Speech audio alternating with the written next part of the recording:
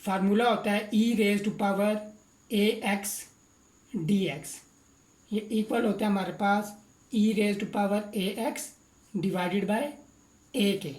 लेकिन अगर हमारे पास हो ई एक्स ओवर ए, अगर डिनोमिनेटर में ए हो, पावर में डिनोमिनेटर में ए हो, फिर यहाँ पे ई ए एक्स आएगा, लेकिन इस केस में अब ए साथ मल्टीप्लाई होगा, तो लिहाजा ये हमारे पास यहाँ पे आ जाएगा I is equal to e raise to power x by two limit from 0 to 2 minus two e raise to power minus x by two limit from 0 to 2। क्योंकि यहाँ पे नेगेटिव साइन था, अगर यहाँ पे नेगेटिव होता तो यहाँ पे नेगेटिव साइन आता।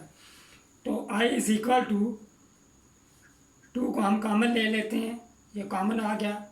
अब हम जब अपर लिमिट अप्लाई करेंगे यहाँ पे, तो हमारे पास आएगा ई रेज टू पावर 1, क्योंकि एक्स की जगह 2 पुट करेंगे, 2 और 2 कैंसिल आउट हो जाएंगे, माइनस लोअर लिमिट अप्लाई करेंगे ई रेज टू पावर 0। अब यहाँ पे माइनस माइनस प्लस हो जाएगा, ये ब्रैकेट में लिख लेते हैं प्लस। अब हम यहाँ पे लिमिट अप्लाई करेंगे, जब हम अपर लिमिट अप्लाई करेंगे e raise to power -1 minus e raise to power 0 हो जाएगा जब लोअर लिमिट अप्लाई करेंगे।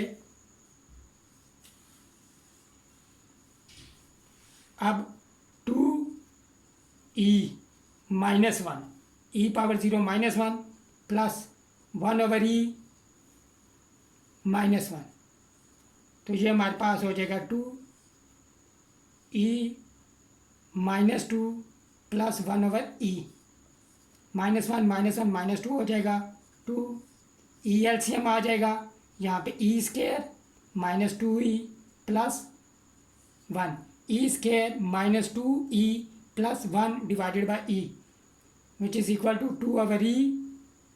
अब ये a स्केयर -1 होल स्केयर हमारे पास इक्वल होता है a स्केयर -2a प्लस 1, तो ये फार्मूला यूज़ करेंगे तो हमारे पास हो जाएगा e -1 होल स्केयर यूनिट।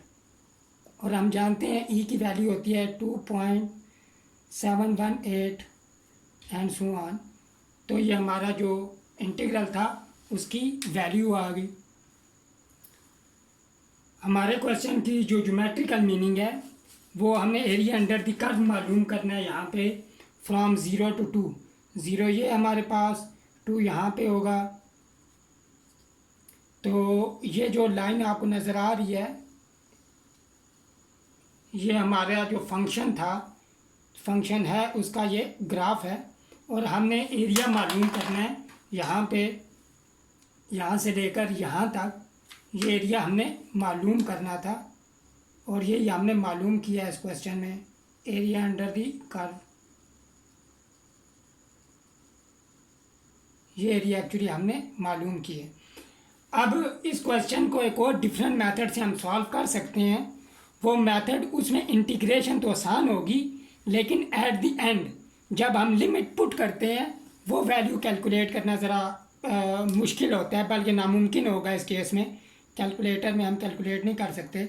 वो मेथड थोड़ा सा मैं बता देता हूँ कि इंटीग्रल जो था वो हमारे पास integral from 0 to 2 e raise to power x/2 minus e raise to power -x/2 dx। अब हमने फर्स्ट चैप्टर में हाइपरबोलिक फंक्शन जो थे उनके हमने फार्मूले पढ़े थे। साइन हाइपरबोलिक x इक्वल होता है हमारे पास e raise to power x minus e raise to power -x divided by 2 को इधर शिफ्ट कर दें, 2 साइन हाइपरबोलिक x इक्वल हो जाएगा e raise to power x minus e raise to power -x आएगा। अब x की जगह हम अगर रिप्लेसमेंट कर दें, रिप्लेसमेंट हमने ये किया है, x की जगह हमने x/2 लिख दिया है, तो यहाँ पे x/2 और यहाँ पे -x/2 आ जाएगा।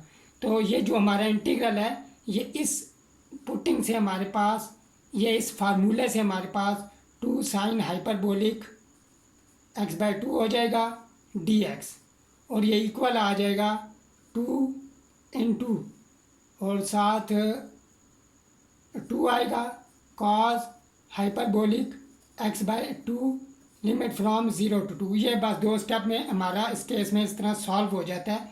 तो ये हो जाएगा 4 कॉस हाइपरबोलिक, अपर लिमिट अप्लाई करेंगे, कॉस हाइपरबोलिक 1 आ जाएगा माइनस कॉस हाइपरबोलिक 0।